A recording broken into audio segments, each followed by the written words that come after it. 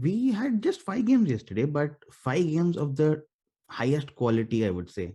Uh, the least interesting game in all of that was the Bulls struggling to The beat the Lakers. Wizards, which Oh, they okay. eventually did. Hmm. KD dropped 41 on the Pistons, and those are the games that nobody even remembers or is talking about. Luka dropped a masterclass on the Lakers. They scored 82 in the first half. That's the highest that the Lakers franchise have given up since they moved to LA in one half. 82 points in one half. And then you thought that would be the best game of the day because you saw one of the top players in the league put on a show that on most days would be the show of the day or the performance of the day. But then you had the clash of the MVP contenders, Giannis taking on Embiid, and Giannis went on this tear. He went on a 15-point run in the third quarter when the Bucks were trailing Yeah. big, and he went on a 15 points run, and then he got a game-winning block on on the other MVP contender, Embiid.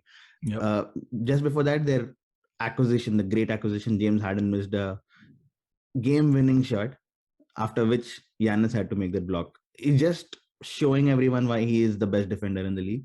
Uh, Not just the best defender, he's also showing everyone why he's the best player in the league because he always turns up for Yep. these big games. When was the last time you saw Giannis not turn up for a big game, right? Yeah. And then you thought, okay, you had a great day of performances, great day of basketball and all of that. And then you saw the Clippers come back from 25 down again. I think this is the third time this season where they come back from 25 Hmm. down against the Utah Jazz. This was a repeat of Game 6 in last year's Western Conference Final. Paul George back, scored 34 points. Uh, we'll talk a lot about the Clippers, I'm sure, in today's episode. So let's get started. Let's start off with the Sixers Bucks game because that was the biggest game of the night. Two teams in the top four in the Eastern Conference, hardly separated by half a game, 1 game, something Hmm. like that, because that keeps changing every single day and it's difficult to keep track. Yep.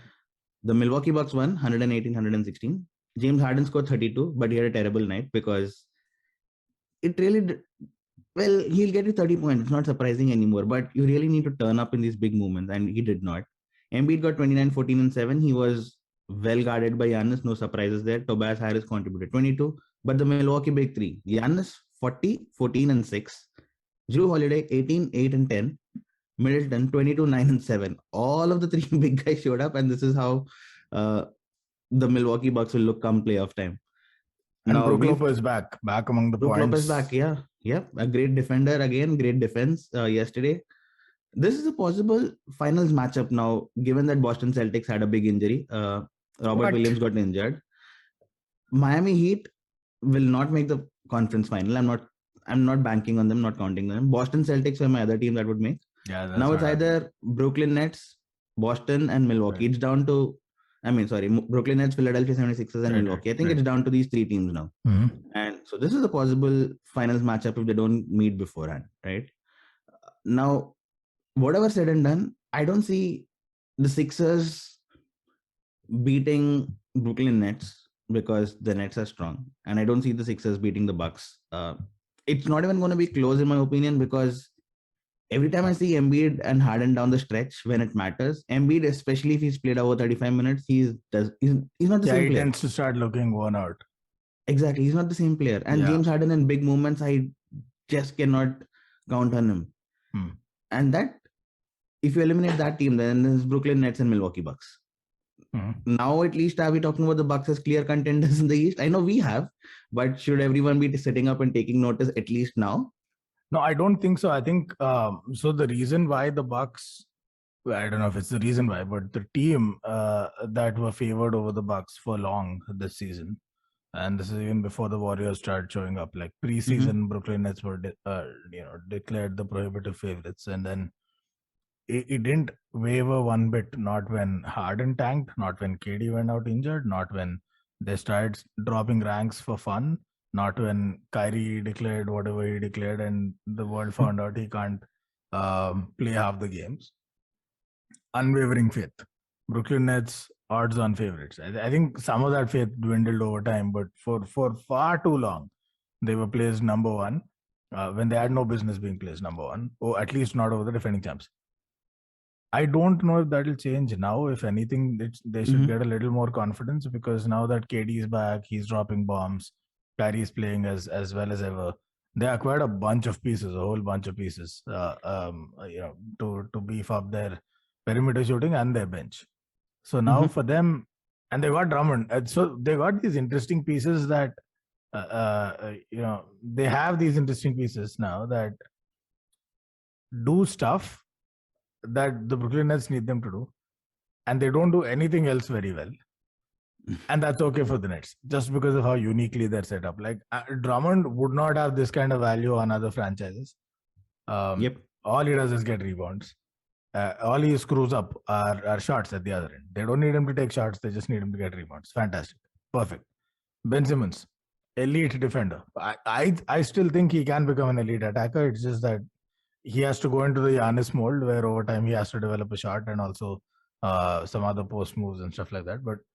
But for now, elite defender tends to be a liability on offense, especially in the big games. Great, they don't need him to shoot; they just need him to defend. So they've got all these interesting pieces. If anything, the confidence should go up, dented only by the fact that maybe, just maybe, Ben Simmons won't play this season. Yep. So I don't know about the odds, but I'm standing firm. I think it's Bucks So or you bust think- for me. Yeah. Okay. So do you think KD and Kyrie themselves, like given the current situation, given the present day situation, Ben Simmons not available, let's take it at that. Kyrie and KD, good enough to go all the way? KD himself almost was last season. Add Kyrie to that mix without a defense because the defense sucks right now. Yeah. You still think they're good enough to beat the Celtics or the Sixers or the Bucks? Oh yeah, I mean Celtics sure, Sixers sure, Bucks. That's Sixers where. sure. Okay. Yeah. So that's Over where I series draw the 7? line. Mhm. No, because I mean the thing is with the Sixers, they've got Harden and Embiid, and that's Mhm. largely it. They have some pieces in and around this, Tobias Harris, this, that, blah, blah, blah. But you don't go into a playoff series fearing Tobias Harris or what Maxi is going to put up on offense. You should respect Thibault's defense, and you should fear Embiid and Harden's offense. Problem is, the first question we've got to ask ourselves is: are Brooklyn Nets good enough to push the game close each game that they play in the series? They are. Of course. They are. Of course. The tighter it gets at the end, the Brooklyn Nets have two ice cold finishers in Durant and Kyrie. Just ice cold. Kyrie hit the shot of shots, and he's done that a bunch of times since. Absolutely. And they've got shooters. So the two ice cold finishers draw enough attention that they can get their shooters open, and they've got people to knock down shots. So they've got all of that going for them. What do the 76ers have? They lost some of that shooting firepower. I mean, I don't know if Danny Green rolls back the clock 5 years, maybe, but they've lost a lot of that he's shooting. Not the same player. Correct. Firepower. And also they have in two superstars, one MVP candidate who the longer he plays in a game, the less effective he becomes. He starts tiring out. His conditioning is just not at that level. And this is again where Giannis separates himself from all of the others in this conversation. There you got that issue. And then you've got the problem of James Harden, who is hit and miss. Like he didn't have a bad game at all against the Bucks, to be honest. Shot great, 40% from three, free throws immaculate as always. Did everything right. It's just tough night. First of all, Bucks had 3 players doing that. 76ers had 2, and game on the line, the 76ers couldn't get it done, and the Bucks held their nerve, including that block from Giannis, where there's always a block from Giannis in these games. And so they prevailed. Now, something like that can very well happen against the Nets, where if it gets tight, which means Embiid's played minutes, that's going to be a problem. If it gets tight, Harden will have to make some big shots. I'm not saying he's bad. I think he gets a lot of hate for this, but I won't rely on him as much as I would KD or Kyrie or any of the net shooters in case KD and Kyrie get enough defensive heat that they find an open man. So for that reason, I'm banking on them. 76ers for sure. Bucks, that's the challenge. Of course. Just enjoying watching the Bucks play off late because they're in playoff mode right now. You see that they're running through teams. They're playing hard every single night. At the same time, they're experimenting. They're getting the guys in minutes as well because Giannis missed a couple of games before this. And now you kind of feel like this team is now ready to make the push for the playoffs, right? So this is awesome to watch. Peaking at the right time. Yeah, peaking at the right time. That's exactly the word I was going for. Lakers as Mavs, 110, 128, 82 in the first half. Luka Doncic, incredible. I think he's put himself in the top 5 MVP candidates by himself because Ja Morant has missed a bunch of games. Yep. I don't think Devin Booker belongs there, and Not Trae probably Young because of the league position. That's his of course problem. not. Steph Curry has shot himself out long back. The top 3, Embiid, Jokic, Giannis, in whatever order, that's still up for debate. Although I think we both think Giannis should get is it. one. Yeah, so let's not get into that conversation. It's very tempting. But I think Tatum and Luka Doncic have pushed themselves in the top 5, just given the run or the tear they have. Tatum, you could still say debatable. Okay, I'll agree. Ja Morant has not played enough games for me to be there. Yeah, for sure. Yeah. No, so, and even if he had, I don't think Ja Morant. Okay. If this record still stands and were he around, I'm sure he would have had spectacular numbers. So maybe. But yeah, he's missed too many games. It's like Zion playing out the season and thinking he has a shot over Ja. Oh well, how about it? Over Ja in that season. So I agree. Luka's up there. I was watching some old videos on YouTube, and this was. So I found some video that had Paul Pierce, and I immediately clicked because I'm like, who the hell got him back on TV after that whole, the smoke and the drugs and the hookers fiasco. So I clicked, but I also clicked because it said Luka Doncic top 5 player in the league, skill wise. Okay. And I clicked and I'm listening, and it's making a lot of sense. Yeah, okay, great stuff. And then I was taken aback a bit when he said. Also, when he came back this season, he looked in much better shape than he's been since he entered the league. And I'm like, hold on. That doesn't sound like this season. I scroll down, I see the timestamp is 2019. It's 3 years ago. Because this season he didn't start very well, but boy does he get back in form and how. It holds true even today. I think skill-wise, he has such a diverse skill set that there are very, very few players who can match.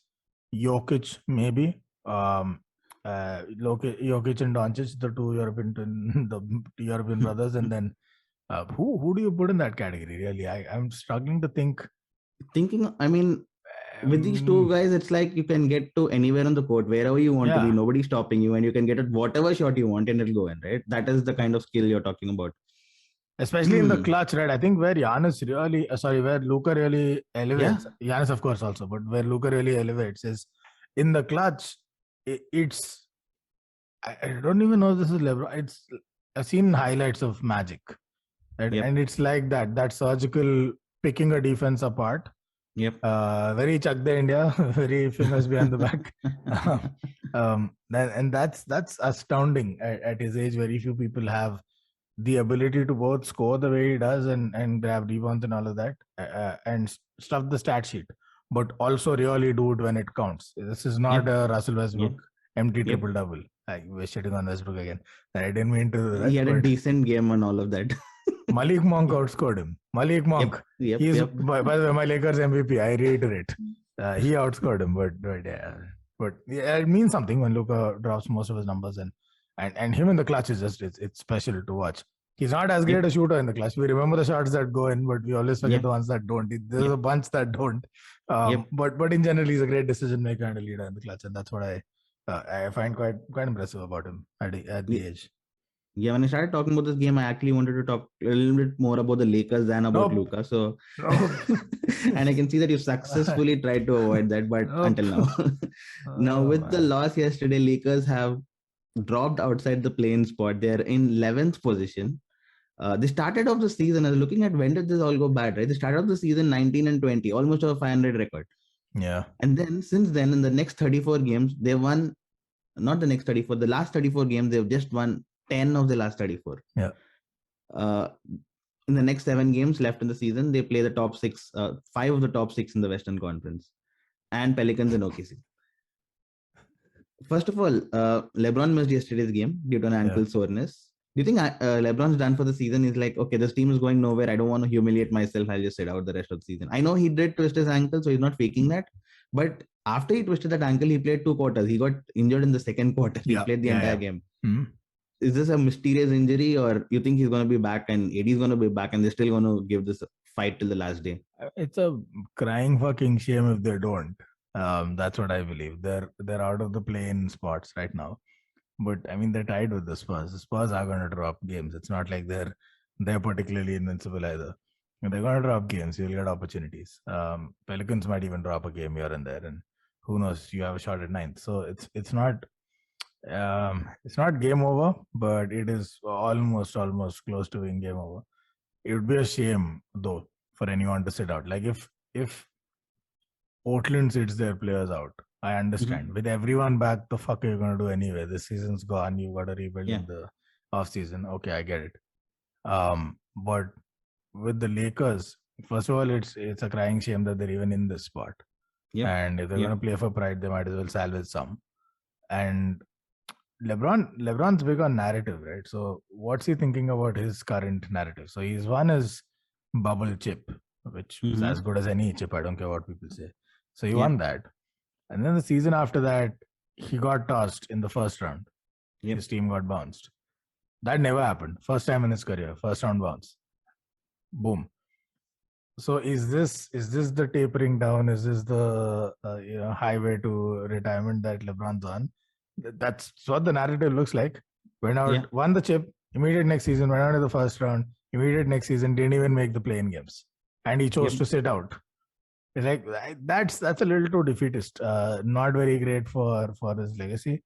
It's something that if he cares about the GOAT debate for the next 20 years, he's going to know this will be brought up. If he sits out the end of the season, this will be brought up. So I don't know. I don't think they should do that. I think if anything, Westbrook should sit.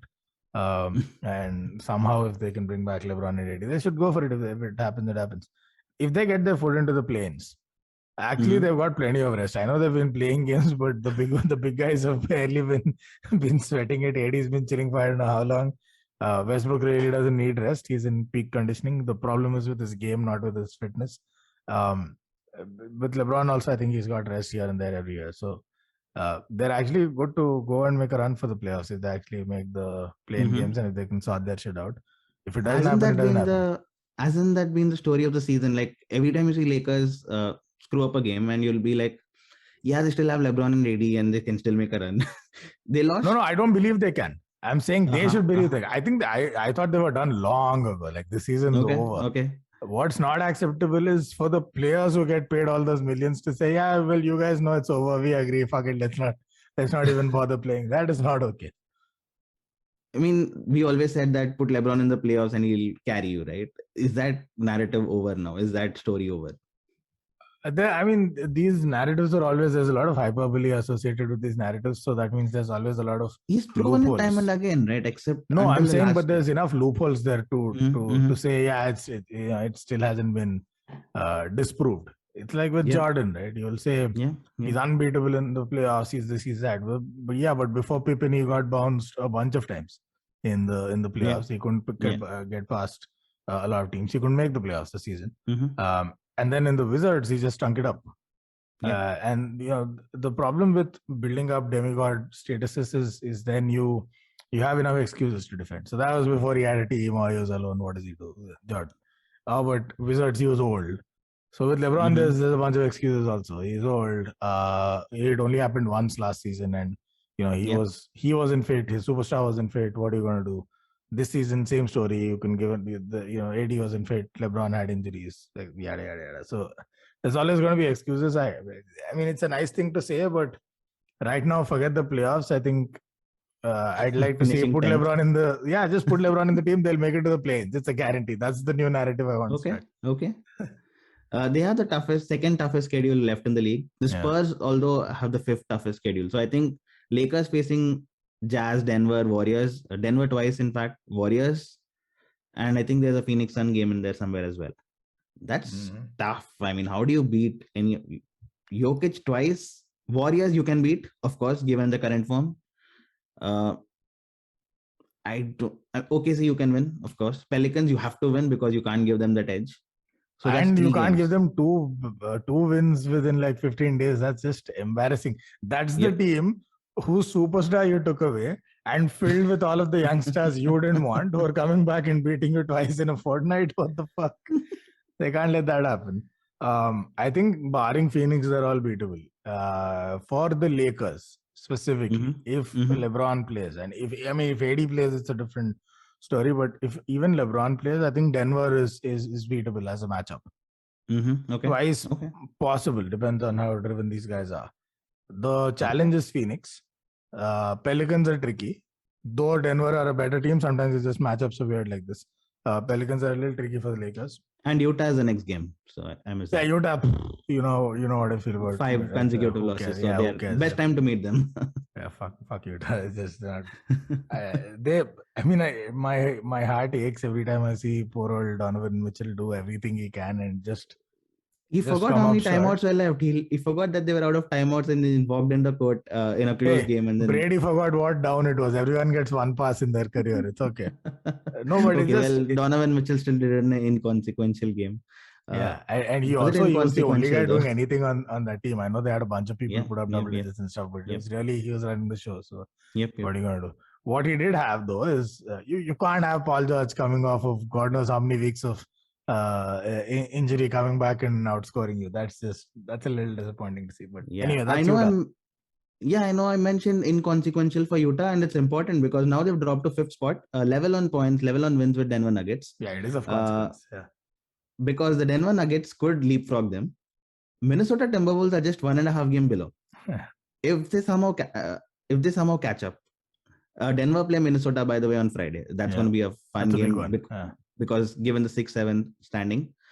But if Utah slip to the 7th, that's trouble. You're facing Clippers again. They play the Clippers in the play. You play the Clippers again, and then given that you might lose that game, you'll end up playing Lakers, Pelicans, Spurs. Excuse me, you'll end up playing Pelicans or the Spurs. That's how it's going to be. I asked for effort. I didn't say the Lakers would actually make it. I mean, given all of the unpredictability associated with one game, you want to avoid the play-in. I mean, there is no way Utah of all teams would be in the play-in, right? Was not. Yeah, it's insane. They topped the league. I mean, they topped the league last season, not just the. Yep, and they were third for the season for a long time before Memphis leapfrogged them. Before now the Mavs have leapfrogged them, so that's important. Mavs are just 1 game behind the Warriors. They're a game behind the Warriors. I just love that. How did that happen? Because if you remember, the Warriors run at the start of the season, and the Mavs run at the start of the season. This was nobody imagined this. Now it's important because the Mavs might go to 3rd spot. What it does for the Warriors is they'll have to face the Phoenix Suns in the second round if they win the first round. Now, yes, you will have to face the Phoenix Suns sometime or the other. So I'm not complaining about that. But the rest of the bracket, the other side of the bracket, will be celebrating because you don't have to knock out both the Suns and the Warriors. One of them will knock each other out. Yeah. So teams like Mavs, teams like Memphis, they'd be celebrating because you don't have to face both those teams. And that's a big thing. I don't think it gets enough attention. I think that's a big thing. Do you agree? No, I do. And if you're the Mavs, and that's the one that interests me here, if they've got so much incentive to jump to the 3rd spot, because that guarantees they'll only have to play, assuming they go all the way, one of Phoenix Suns or Golden State, assuming one of them at least gets to the finals. That's win 1A. Win 1B is if they finish 3rd. So they play against the 6th placed team, which is Denver, Utah, or Minnesota. Right, which is okay. I think Minnesota are going to be a bit of a pain for them. I think the other two they can take, the Mavs. Yep. But even Minnesota, I think all those 3 youngsters combined, first time in the playoffs against Luka, who frankly is like IQ-wise he's a cut above, and he's been there before. And he has playoff burns. So. Yeah, exactly. He those battle scars. So I'd fancy that. Now let's say he gets past the first round, right? The Mavs get past the first round. Who do they face? Memphis, most probably. I mean, good matchup. Okay, good. Clippers, wouldn't they love to face the Clippers? Yep. Memphis, good matchup too. Wouldn't we love to see that? I don't care who wins. Clippers against the Mavs. Third year in a row. Yep. Round 3, let's go. But it's a clean path to the finals. Yep. A lot cleaner than having to run through Phoenix or Golden State. Let them duke it out, kill each other, and somebody gets to the finals. And come tired to the finals. Whoever wins, right? And so it's basically the number 1 and number 3 draft pick who got swapped. One of them made the Eastern Finals last year. There is a path if the Mavs go 3rd for Luka to repeat that and prove again that that trade was largely meaningless. 100% agree. Big games tonight. Warriors taking on the Phoenix Suns. It would have been a big game if I had spoken about this 2 months ago, but I think the Phoenix Suns are Browns. Phoenix Suns have won 61 games and lost just 14. 4 of those came recently when Chris Paul was out. That's an insane that does not get enough attention. And this is a stat that I dug up for you. There have been 8 instances of a team winning the league by 8 points or 8 games or more. 8 instances. All of those 8 have gone on to win the title. So if you're betting money on Phoenix Suns, you have like, based on history, you have a 100% chance of winning. By 8 games or more. So somebody was close to the Warriors when they got their all-time record. That should have been a case of, because they lost, right? When they went 70, what is it, 72 and 9? 73 and 9, sorry. I think that was the one exception. Probably it was not 8. I'll need to check up the or maybe somebody was close. I don't quite remember. Because you said within 8 games, right? Somebody should have been. This is entire league, by the way, not just the conference. Right. So maybe somebody in the East was within. That would probably be the only explanation. Right. Yeah, but that's insane. That's an insane run, and it's crazy to imagine that this, by the way, this is three-peat Lakers level, this regular season so far on numbers.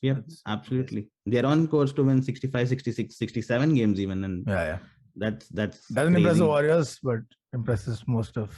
Well, the Warriors were a different team, so that you're talking about an all-time team, right? But for this Phoenix Suns, the 73 and 9. They didn't have KD in the 73. They didn't have KD, but still Clay, Steph, and Draymond. So they have Chris Paul, Devin Booker, and DeAndre Ayton. Do not forget. Not the same level. Mikal Bridges.